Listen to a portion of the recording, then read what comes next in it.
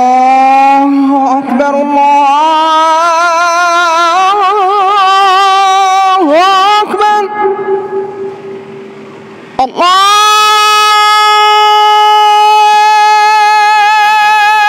الله أكبر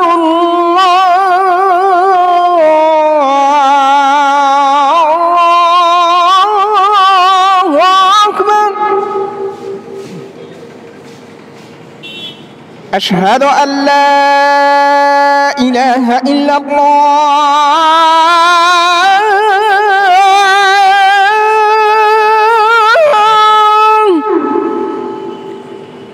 أشهد أن لا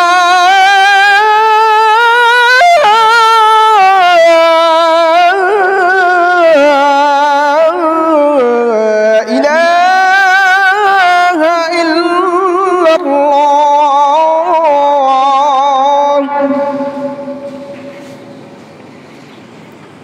أشهد أن محمد رسول الله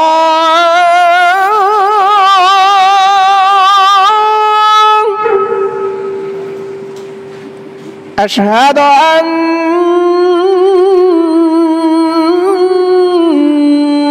محمد رسول الله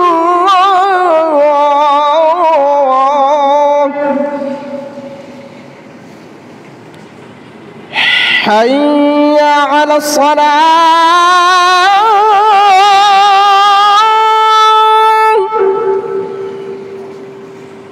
حي على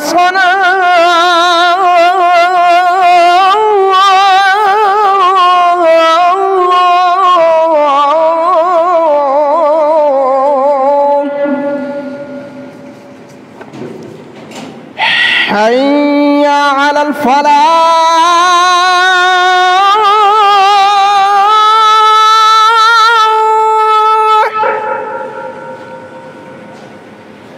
حي على الفلاح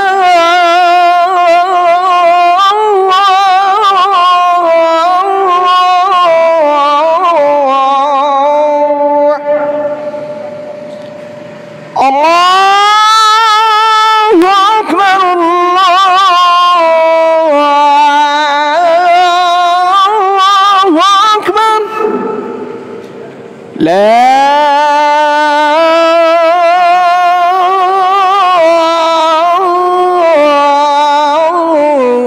إله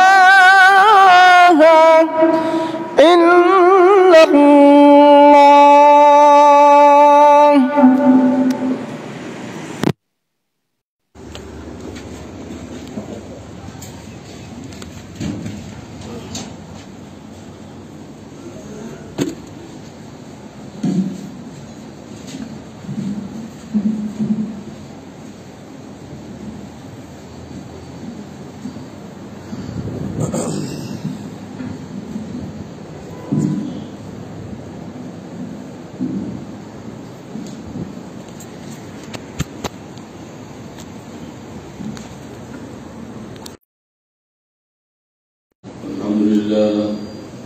الحمد لله رب العالمين الرحمن الرحيم مالك يوم الدين يا أيها الذين آمنوا اتقوا الله حق تقاته ولا تموتن إلا وأنتم مسلمون يا أيها الناس اتقوا ربكم الذي خلقكم من نفس واحدة وخلق منها زوجها وبث منهما رجالا كثيرا ونساء واتقوا الله الذي تساءلون به والأرحام إن الله كان عليكم رقيبا يا أيها الذين آمنوا اتقوا الله وقولوا قولا سديدا يصلح لكم أعمالكم ويغفر لكم ذنوبكم ومن يطع الله ورسوله فقد فاز فوزا عظيما أما بعد فقد قال الله تعالى في الكلام المجيد فأعوذ بالله السميع العليم من الشيطان الرجيم بسم الله الرحمن الرحيم مثل الذين ينفقون أموالهم في سبيل الله كمثل حبة أنبتت 7 سنابل في كل سنبلة 100 حبة الله يضاعف لمن يشاء الله واسع عليم সূরা বাকারা 261 আয়াত। যাবতীয় হামদ ও সানা আল্লাহর রাব্বুল আলামিনের জন্য এবং যাবতীয় দরুদ ও সালাত শেষ নবী মুহাম্মদ রাসূলুল্লাহ সাল্লাল্লাহু আলাইহি ওয়াসাল্লামের জন্য। পৃথিবীতে সম্ভবত এমন কোনো মানুষ নেই যে দান করে তৃপ্তি পায় না। যদি বলি আরও দান করে না, দান করে এক জিনিস আর দান করে তৃপ্তি পাওয়ার এক জিনিস। এ সত্ত্বেও এমন কোনো মানুষ নেই যে জীবনে দান করে না। হিন্দু হোক, মুসলমান হোক, নাস্তিক হোক, আস্তিক হোক, সবাই দান করে। দানের বিষয়টি কিভাবে ইহকালে পরকালে আপনার কল্যাণ দিবে, এই বিষয়টি আমরা অনেকে জানি না। রাজনৈতিক স্বার্থে আমরা দান করি, দুনিয়াবি অন্যান্য স্বার্থে আমরা দান করি। এই দানগুলো বৃথা, এগুলিতে কিছুই হয় না। হয়তো বা ভোট প্রার্থীরা 2টা ভোট বেশি পান, হতেও পারে, নাও হতে পারে। কারণ একই ভোটার সবার কাছ থেকে টাকা পায়, তো কাকে ভোট দেবে? এই দানগুলো রিয়া আর নাস, লোক দেখানো দান। এই দানগুলো আখিরাতে কোনো কাজে লাগবে না, দুনিয়াতেও লাগে না, প্রায় ব্যর্থ। 2 নম্বর হলো দান যিনি করেন তিনি জানেন না যে কেন দান করছেন, মনের তৃপ্তির জন্য দান করছে। আমার আছে, আর একজন লোকের নাই, হাত পেতেছে, না দিলে কেমন হয়, এই একটা আছে। আর একটা দান হলো কিছু পাওয়ার আশায়। আপনি দিলেন না, খোটা দিলাম, তোকে এত দিলাম আর তুই আমার এমন কাজ করলি। খোটা দেওয়া, কষ্ট দেওয়া, লোক দেখানো, এই সমস্ত দান আল্লাহর কাছে কবুল হবে না, বান্দার কাছেও কবুল হয় না।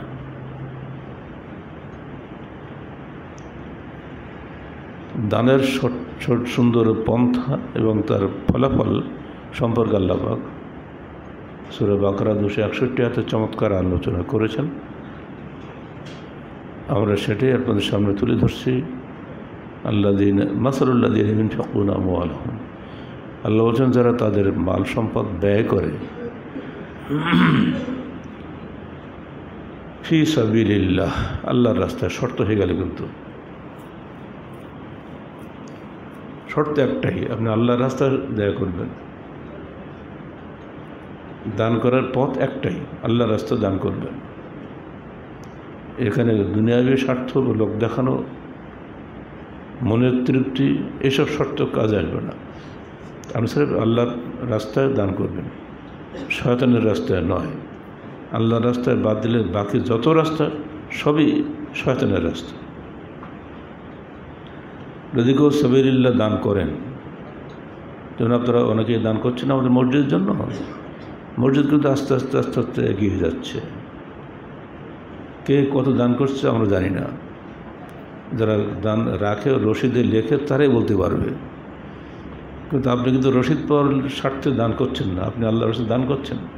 আমার বাসায় যে মেয়েরা দান করে আসে রসিদ নিতেই চায় না। তো আমি ধমক দিয়ে বললাম আমার আম্মাকে, তুই রসিদ নাও বা না নাও, আমি 3-4টে হিসাব রক্ষক বেতন দিয়ে বসতে যে খালি রসিদ লেখার জন্য। কী মনে করো এটা দুনিয়া, এটা আখিরাত না। আমাকে রসিদ লিখতেই হবে, তো রসিদ নেওয়া বানানো, এটা আমরা লিখি দুনিয়াবি হিসাব রক্ষা করার জন্য। কারণ ইবলিস পিছিয়ে পিছিয়ে সব জায়গাতে আছে। আর এই বিষয়ে আল্লাহর হুকুম আছে। সূরা বাকারা 282 পড়েন, যা তাদায়্যানতুম বিদানি ফাকতুবুহু ওয়ালিয়াকতুব আদলুম, তোমরা যখন পরস্পর ঋণ চুক্তি করবে তো অবশ্যই লিখবে, এবং লিখবে একজন আদেল ন্যায়নিষ্ঠ ব্যক্তি লিখবে। সাক্ষী থাকবে দুজনে পুরুষ, অথবা একজন পুরুষ দুজন নারী, কারণ নারী বেশি ভুলে যায়, তো একজন নারী ভুলে গেলে আর একজন নারী মনে করে দেবে। এত কঠিন বক্তব্য এসেছে কোরআনে, এজন্য আমাকে রশিদ লিখতেই হবে। এখানে ফরহাদ লেখে, ওদিকে মোবাক্কার লেখে, নজরুল সাকিব লেখে, এদিকে এই ভাষায় কারা যেন কিছু নাম আছে, হ্যাঁ মোজাম্মেল লেখে, আর একজন নাম বলো, মুস্তাক লেখে, ইহা তো লেখক আরেকটা নাম কি তাওয়াবুল লেখে, এদিকে 3 জন ওদিকে 3 জন, লেখার মধ্যেই আছে খালি। আমি বলি দান শাক বানাতে লিখতেই হবে, এবং এই লেখাটা হিসাব হবে। অডিট যখন হয় আমাদের, মাসিক অডিট একটা হয়, বার্ষিক অডিট একটা হয়। এমনকি আজকে আমাদের একদল চলে গেছে অডিট করতে চিটাগাঙে। সারা দেশে আপনারা যাই দান করেন তো একেবারে টু দি পয়েন্টে লেখা থাকে। এই মসজিদ দান করছে না, আপনার কেউ তো রসিদ দেন না, কিন্তু ওকে বাসার উপরে সব হিসাব রাখতে হবে। ওকে রাখা হয়েছে এই লেখার জন্য, হিসাব রাখার জন্য। টাকার সমস্যা ব্যাংকে চলে যাবে। যাই হোক, ও সাইডটা আলাদা। এই ফলাফলটা কি পরকালে সেইটা শোনেন। আল্লাহ বলছেন কামাসাল হাব্বাতিন আম্বাতা সাবা সানাবিলা, এটা একটা হাব্বা, শস্য বীজ। আপনি যখন বুনবেন, ধান চাল লাগানোর জন্য জমি চাষ করার পরে বীজ ছাড়ান করে একটা বীজ পড়লো, একটা হাব্বা। সেখান থেকে আম্বাতা সাবা সানাবিলা, 7টা শীষ হলো। সেই কুল্লে সম্বুলাতের মেয়াদ হাব্বা, প্রত্যেক শীষে 100 করে দানা হলো।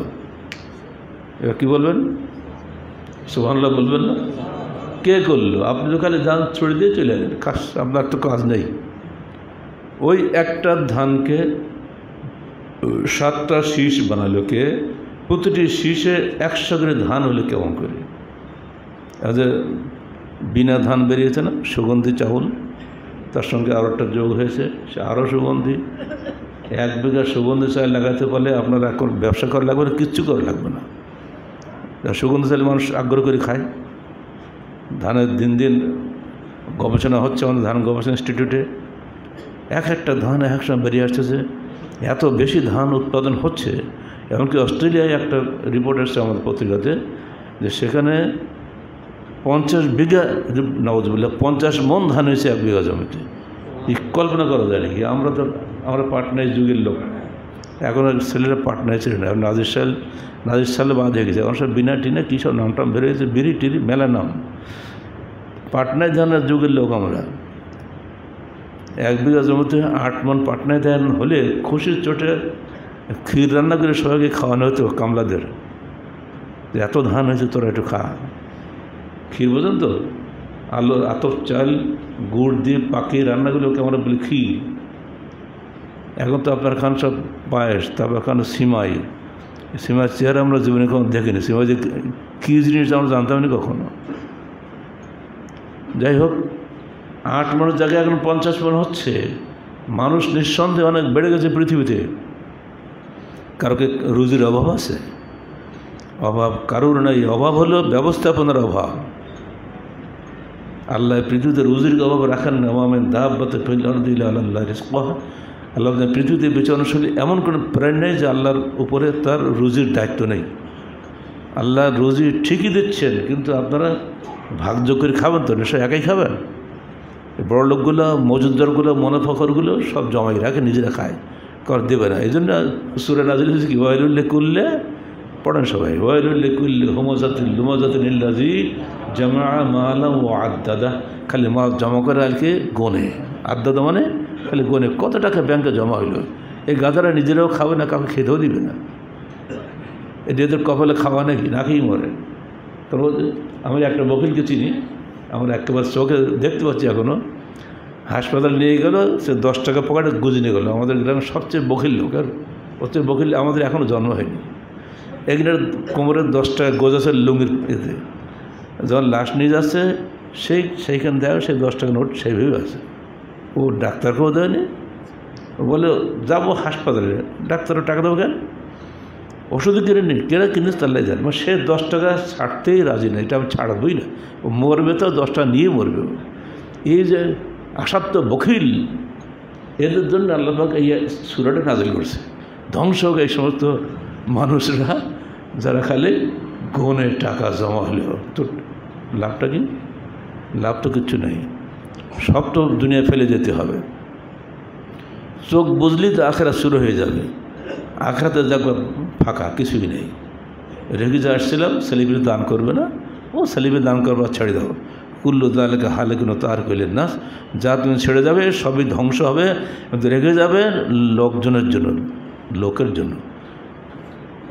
ছেলে কোথায় আছে, ঠিক আছে, ছেলে হয়তো চাকরিতে ব্যস্ত, মরার পরে লাশ দেখতে আসবে। কালকে আমার আত্মীয় মারা গেল, সকালে ফোনে ওকে বললো যে তার আসতে আসতে সব জানাজা পড়া সব শেষ, এরপরও 15 মিনিট দেরি করতে হলো, একটু মুখ দেখবে। তাই তার গাদা ছিল কোথায়, ও ঢাকায় আছে, কিন্তু বিদেশে না।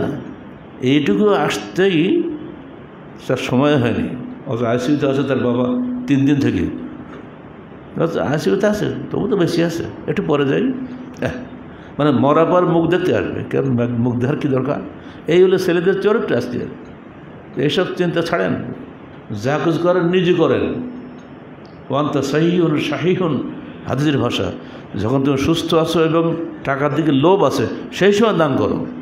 মরার সময় বলবে আল্লাহ একটু দেরি করে আসাদাকু আকুমের সালেহিন, একটু দেরি করে যাতে আমি সাদকা করতে পারি এবং ভালো মানুষ হতে পারি, তখন বলতে লাভ হবে না। মরার সময় ফেরাউন বলছে আল্লাহ ডাকেনি ফেরাউন, আল্লাহ বলছে হ্যাঁ এখন একদিন করলে ডেকি, তো আল্লাহ আনতেন আমাদের না বলতে হয়, ওই ফেরাউনি সাদকা বাদ দেন।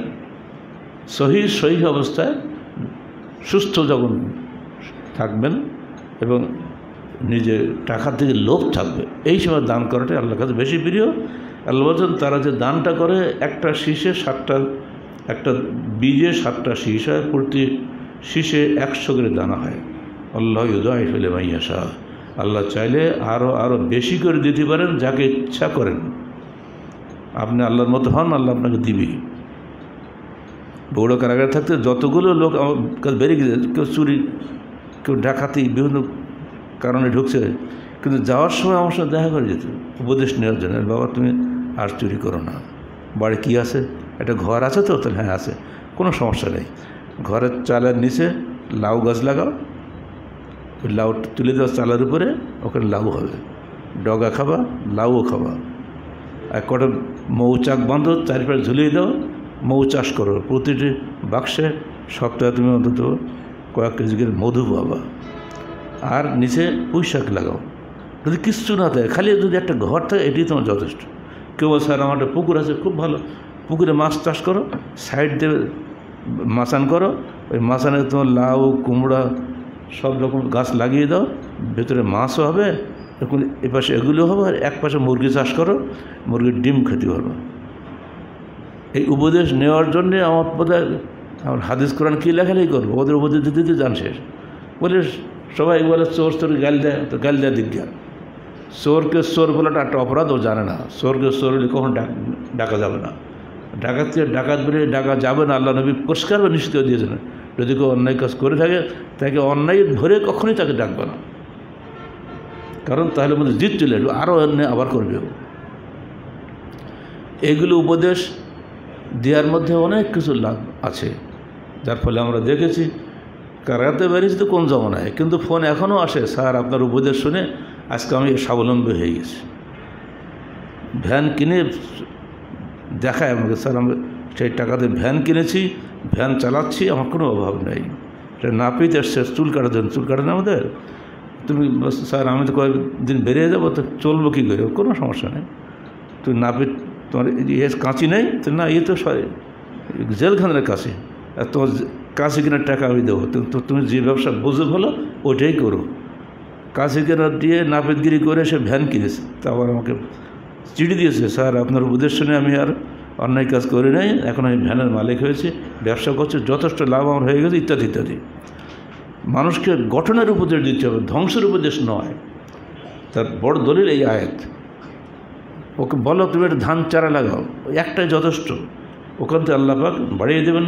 আল্লাহ ইউদাইফিল মাইয়াশা, আল্লাহ যাকে চান তাকে বাড়িয়ে দেন। আল্লাহ ওয়াসিউন আলিম, আল্লাহ হচ্ছে প্রাচুর্যময় এবং তিনি সর্বজ্ঞ। এই আয়াতে আল্লাহর পথে দানের ফজিলত যেমন বলা হয়েছে, সাথে সাথে এর মধ্যে বৈজ্ঞানিক সাইডটাও রয়েছে। ধানের যে ব্লাস্ট রোগ হয় না, ছত্রাক লাগে, কেন লাগে? অতিরিক্ত রাসায়নিক ব্যবহার করার কারণে এগুলো লাগে। যখন দেশে প্রথম ইউরিয়া সার আসলো, তখনই আমার আব্বা বলছিলেন, খোকা এই যে ইউরিয়া ঢুকলো, এটা আন্তর্জাতিক সাম্রাজ্যবাদ, এই ইউরিয়া দিয়ে বাংলার সোনার মাটিকে ধ্বংস করে দেবে।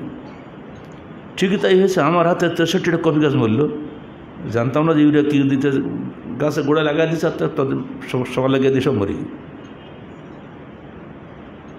অতিরিক্ত সার ক্ষতিকর যে কোনো, কিন্তু এই সার ঢোকার পর থেকে বাংলাদেশের পুরা কৃষি অবস্থায় বিনষ্ট হয়ে গেছে।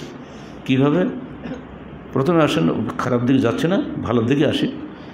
আপনি জমি তৈরি করলেন, সার দেবেন না, কম্পোস্ট সার দেন, গোবর দেন, গরুর পেশাব দেন, মুরগির বিষ্ঠা দেন, যেগুলো আমরা কিছুই মনে করি না, এগুলোকে বলা কম্পোস্ট বা অর্গানিক সার। এগুলো দিয়ে আপনি জমি তৈরি করেন। আর গরুর পেশাব খুব দারুণ সার, এগুলো দিয়ে জমি তৈরি করেন। তারপর আপনি ওই ধানের চারা রোপণ করবেন একটা করে, এক গোছা দিয়ে আমরা 7টা 8টা একসাথে দিই না, এটা আদৌ দেবেন না, একটা দেবেন। সম্বল আল্লাহ কোরআন কী বলছে? ফিকুল্লে সম্বলাতেন, একটা শীষ। তো আমরা তো কোরআন গবেষণা যদি বিজ্ঞান সাইড দিয়ে নেই, এতক্ষণ তো বললাম ফজিলত সাইডে, এর বিজ্ঞানের দিকে আসেন, একটা দিতে হবে আপনাকে, সানাবেল নয়, সম্বলা একটা দিলে লাভ হবে, এই ওর খাওয়ার পাবে বেশি, পাশে যত মাটির যে রসটা সে বেশি পাবে, ফলে আস্তে আস্তে আস্তে আস্তে বাড়তে হবে। কুড়িগ্রামে একটা আমাদের এক ভাই আগে প্রশিক্ষণ সম্পাদক ছিলেন, মোমিনুল ইসলাম, তিনি 2 বছর ধরে টেস্ট করে দেখেছেন যে আল্লাহর কোরআনের এই আয়াতের গবেষণা করে একটা পুঁতে দেখা গেল 25টা শীষ হয়েছে। আর একটা শীষে লম্বা হচ্ছে 14 ইঞ্চি করে। চিন্তা করতে পারেন, একটা শীষও নষ্ট হয়নি। আর একটা হয়তো ওর গোড়া শক্ত হয়, খাদ্য পায় ভালো, ঝড় বৃষ্টি হলেও ভাঙে না। আর যদি রাসায়নিক সার দেন, দেখতে খুব ভালো ঝকঝক করছে, কিন্তু গোড়া হয় নরম। যেন বোল্ডার মুরগি দেন না, ফুলি মোটা হয়, ওই চারাগুলো বোল্ডার চারা হবে, দেখতে সুন্দর, গায়ে বল নাই, ফলে পোকার খোরাক হবে। এটা না করে অরিজিনালটা রেখে দেন, ওই একটা শীষ শক্ত হবে, লম্বা হবে, ঝড় বৃষ্টিতেও নিজেকে ধরে রাখতে সক্ষম হবে।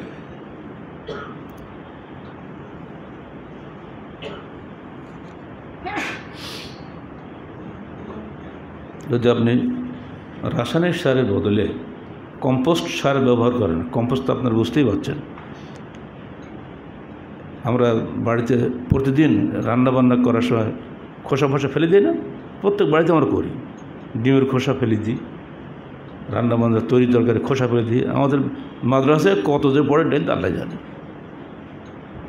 এইগুলো যদি আপনি সব মাটির তলা চাপা দিয়ে রাখেন, এইগুলো বেশ কিছুদিন পরে একটা সার তৈরি হবে। এই কম্পোস্ট সার আপনি ফেলে না দিয়ে নিজের জমিতে দেন, 1000 গুণ বেশি শক্তিশালী এগুলো ইউরিয়ার চাইছে। এইবার আপনি পোকামাকড় তো খাবেই আপনার কাছে, পার্চিং পদ্ধতি লাগিয়ে দেন, প্রত্যেক জমিতে কিছু ডাল লম্বা করে দেন, ওখানে এসে পাখি বসবে। পাখির কাজ কী? পোকা খাওয়া না? ধানেতে পোকা লাগবেই, এই পোকা আপনি মারতে পারবেন না। আপনি হাতে স্প্রে করবেন, স্প্রে করা মানে আপনার নিজের দেহে বিষ ঢুকানো। কীটনাশক মানে নিজের দেহনাশক, কারণ ওইটা আবার আপনার পেটে চলে আসবে ভাতের মাধ্যমে। ওখানে আপনি খালি পাখি বসার সুযোগ করে দেন। পার্চিং পদ্ধতি এখন বলা হচ্ছে, বা ফরমন পদ্ধতি বলা হচ্ছে। ওখানে পাখি বসবে, আপনার ধানের পোকা সব সাফ করে দেবে। এবার আপনি কী করবেন? বীজ এখন বীজ রাখবেন কেমন করে? আমরা সাধারণত ধান ঝাড়ে যেখানে ধানগুলো পুষ্ট ধান, এগুলো আমরা উঠে গলায় রেখে দেই, বস্তা ভরে, এগুলো আমাদের বীজ হয়। এই সিস্টেমটা কোরআন বিরোধী। বীজ সংরক্ষণের জন্য পাকা ধান শীষ সহ কেটে রোদে শুকিয়ে পলিথিন ব্যাগে ভরে রাখতে হবে। শিশু যেমন মায়ের পেটের নাভির সাথে যুক্ত থাকে না, বাচ্চা যখন হয় নাড়ি কেটে দেয় না, নাড়ি কাটলে মানে মায়ের সঙ্গে সম্পর্ক শেষ।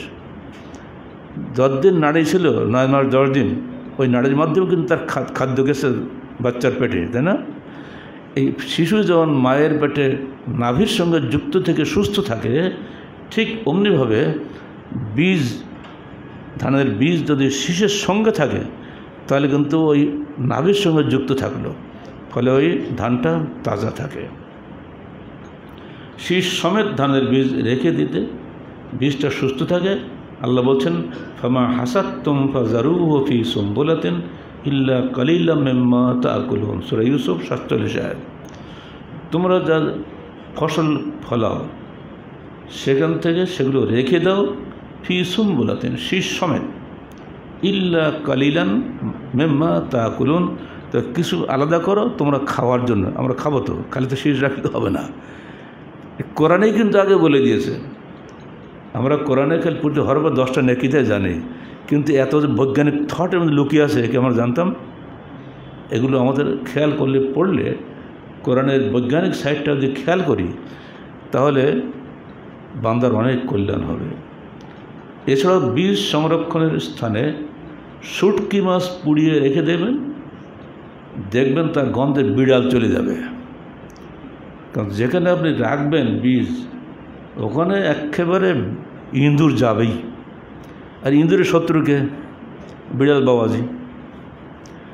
শুটকি মাছ পড়ে রেখে দিলে ওই শুটকি মাছের গন্ধে বিড়াল চলে যাবে, আর বিড়াল যাওয়া মানে ইঁদুর সাপ। ফলে আপনার এগুলা বীজগুলো সংরক্ষিত থাকলো। অতএব নিয়মিতভাবে ধানের ওষুধ দিতে হবে। ওষুধটা কে খায়? আল্লাহ খায়, বান্দা খায়। কিন্তু আল্লাহর হুকুম মানলেন, আল্লাহ খুশি হলেন। হাদিসটা জুম্মা আগে আপনাদের বলেছিলাম। আসমানে গায়েব আওয়াজ হচ্ছে, মেঘকে বলা হচ্ছে এই অমুকের জমিতে বর্ষণ করো, বলা হচ্ছে না। দৌড়ালো, গেলে বর্ষণ হয়েছে, ওই লোকটা কোদাল দিয়েতে পানি দেখাচ্ছে। কি ভাই, আপনি এমন কি নেকির কাজ করেন যে মেঘ এসে আপনার এখানে বৃষ্টি দিয়ে গেল, আশপাশ সব শুকনা। বাবা, আমি যেদিন ফসল কাটি আঙ্গুর, সেদিন আগে সবাইকে বলে দিই, খবরের মিসকিনকে, তোমরা এসো, আমি এদিন ফসল কাটবো। তারা জমা হয়, 3 ভাগের 1 ভাগ তাদেরকে ক্ষেত থেকে দিয়ে দিই। আসলে করে আকু হাক্কা হয় আমার সাদিহি, যেদিন তোমরা ফসল কাটবে সেদিন ফসল হক আদায় করো, নাকি করে নেয় কি আমরা করি এগুলো? ওষুধ কয়জন দেয়? ওষুধ যদি আপনি ঠিক মতো দেন, আল্লাহ আপনাকে কচ্ছিন কালেও অভুক্ত রাখবেন না। সব জমিতে ফসল হবে না, কিন্তু আপনার জমিতে ফসল হবে যদি ওষুধ দেন। 2 নম্বর, প্রাকৃতিক পদ্ধতি উৎপাদন করুন। এই কীটনাশক দিয়ে আর ইউরিয়া সার দিয়ে তাজা করা, বোল্ডার মুরগি বানানো, এই সিস্টেম বাদ দেন। বাংলাদেশের চিরন্তন যে প্রাকৃতিক পদ্ধতি আছে, সেই পদ্ধতিটাকে একটু সাজিয়ে গুছিয়ে বুদ্ধিমত্তার সঙ্গে কাজ করা যায়, তাহলে ধান সুস্থ থাকবে, ফলন বেশি হবে।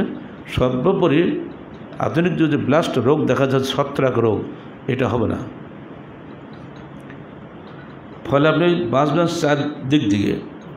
এক হলো আপনি বিষ দেওয়ার খরচ থেকে বাঁচবেন। 2, ওই বিষটা আবার হিমাগারে রাখার খরচ থেকে বাঁচবেন। 3, বিদ্যুৎ খরচ থেকে বাঁচবেন। 4, পরিবেশ দূষণ থেকে আপনি বাঁচবেন। এতগুলো উপকারিতা হবে যদি আমরা শুধু উৎপাদনের সাইডটা সূরা 261 আয়াতের উপরে আমল করি। একটা শীষটাকে সঠিকভাবে প্রাকৃতিক পদ্ধতি রেখে দেন। বাংলার মাটিতেই, শুধু বাংলার না, যে কোনো মাটিতে আল্লাহ পাক উৎপাদন ক্ষমতা দান করেছেন, মরুভূমিতে হতে দেন নাই। শুষ্ক সমভূমিতে সব জায়গায় এগুলো আল্লাহ পাক দিয়ে রাখছেন বান্দার কল্যাণের জন্য। কারণ তিনি ওয়াদা করেছেন পৃথিবীর বিচরণশীল এমন কোনো প্রাণী নেই আমরা যার রুজির দায়িত্বশীল নই। সূরা বাকারা 261 আয়াতের এই নেকি, সেই সাথে দুনিয়াবি লাভ অর্জনের জন্য আমাদেরকে পবিত্র কোরআনের বৈজ্ঞানিক ব্যাখ্যা দেওয়ার চেষ্টা করা ভালো। যারা সায়েন্সের ছাত্র তোমরা লেখাপড়া করো স্কুল কলেজ ইউনিভার্সিটিতে, এইগুলো পড়ার চেষ্টা করো। খালি বানর ছিলাম কি হনুমান ছিলাম এইগুলো নিয়ে ব্যস্ত হবে না। যা ছিলাম সে পরের কথা। এখন তো আর মানুষ কি খাবে সেই চেষ্টা করো। আল্লাহ পাক আমাদের সবাইকে পবিত্র কোরআনের মৌলিক বিষয়ে বুঝার, পড়ার এবং গবেষণা করার তৌফিক দান করুন। আমিন। আকুলু কওলি হাযা আস্তাগফিরুল্লাহ লি ওয়া লাকুম ওয়া লিসাইরিল মুসলিমিন।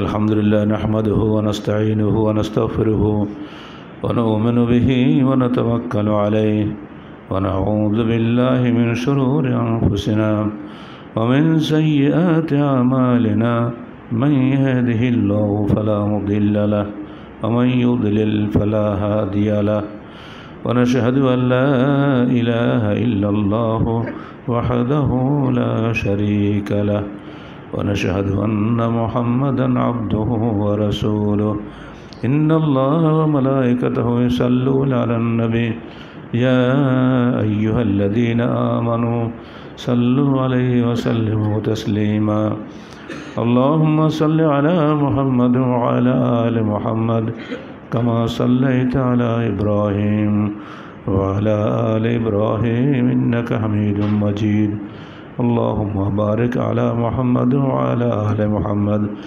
كما باركت على إبراهيم وعلى آل إبراهيم إنك حميد مجيد। বৃষ্টির জন্য আমরা আবারও প্রার্থনা করব। اللهم اسق عبادك وبهائمك وانشر رحمتك وحيي بلدك الميت اللهم اسقنا غيثا مغيثا مريئا مريا নাফিয়ান গায়রা দারিন আজিলান গায়রা আজিল। আল্লাহ বাংলাদেশের উপর থেকে যে দাবদাহ বয়ে যাচ্ছে, রাজশাহীতে সবার উপরে 43.7 ডিগ্রি গতকাল পরশুদিন ছিল, আর চুয়াডাঙ্গা যশোরে অত্যন্ত বেশি দাবদাহ প্রবাহিত হচ্ছে। বর্তমান পৃথিবীতে ফিলিপাইনে সবচেয়ে বেশি 50 ডিগ্রির উপরে চলে গেছে। এটা যদি চলতে থাকে পৃথিবী উত্তপ্ত হয়ে যাবে, পৃথিবীতে মনুষ্য বাসের অনুপযোগী হয়ে যাবে। তো আল্লাহ তুমি তোমার বান্দাদের রহম করো, বান্দাদের এবং পশু পক্ষী সবাইয়ের জন্য আল্লাহ তুমি রহম করো। তুমি রহমানুর রহিম। তুমি দাবদাহ উঠিয়ে নাও, বাংলার উপর থেকে গজব উঠিয়ে নাও, আমাদের শান্তির বৃষ্টি দান করো। আল্লাহ আমিন। ইবাদাল্লাহ রাহিমাকুমুল্লাহ ইন্নাল্লাহা ইয়া'মুরুকুম বিল আদলি ওয়াল ইহসানি ওয়া ইতা'ইল কুরবা ওয়া ইয়ানহা আনিল ফাহশাই ওয়াল মুনকারি ওয়াল বাগyi ইয়া'iদুকুম লা'allakum tadhakkarun واذكروا الله يذكركم وادعوه يستجب لكم ولذكر الله تعالى وعلى وأعز وجل وأتم وهم أكبر.